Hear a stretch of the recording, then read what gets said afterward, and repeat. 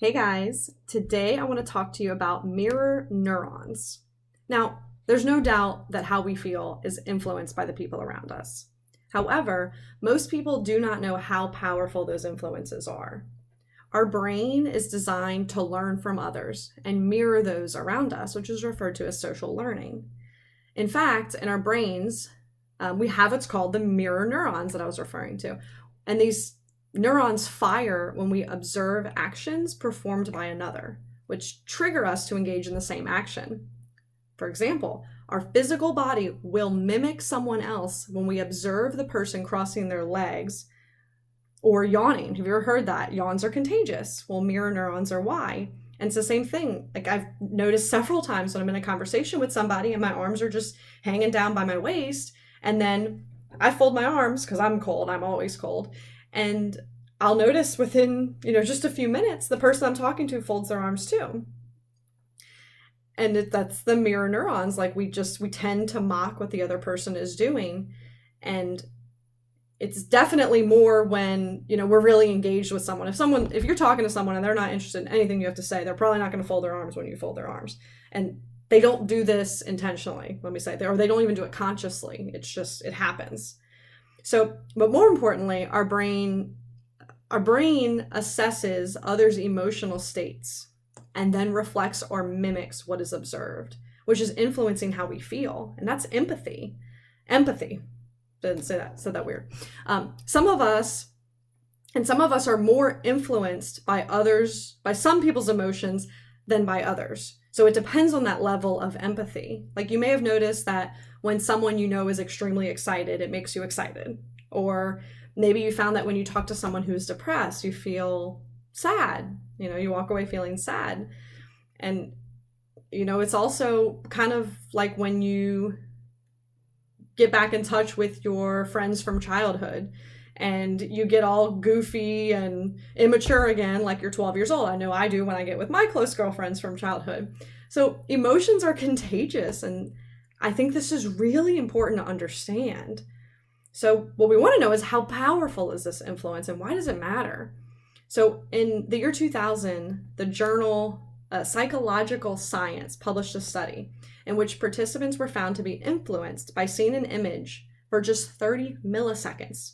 Tiny, nothing, right? It's not enough time for the participants to even see the image consciously. So they're not even aware of what they're seeing. But the unconscious mind could interpret the image and react to it. So in the experiment, participants were shown a face with either a happy or angry or a neutral expression.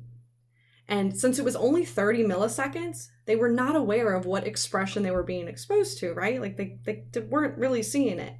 So when they were showing the images displaying happiness, their bodies actually reacted by increasing electrical activity in the muscles needed to smile. And, they were tracking this. This also happened for the images exposed, the angry images that were exposed. And so what's so powerful is that participants were seeing the images for just 30 milliseconds. So imagine the impact that the people around you have when they're expressing a strong emotional state. Like, what can that do for your body's reaction? And there was another study that was published in the journal PLOS1. It found that we're also influenced by observing another person experiencing physical sensations.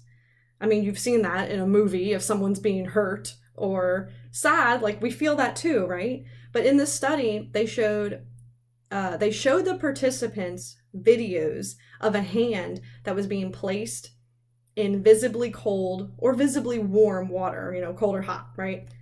And they found that the participants' hand temperature actually changed based on what they saw in the video. So when participants saw someone put their hand in cold water, their hand dropped in temperature, obviously. And this is just crazy. Like my mind was blown learning about this.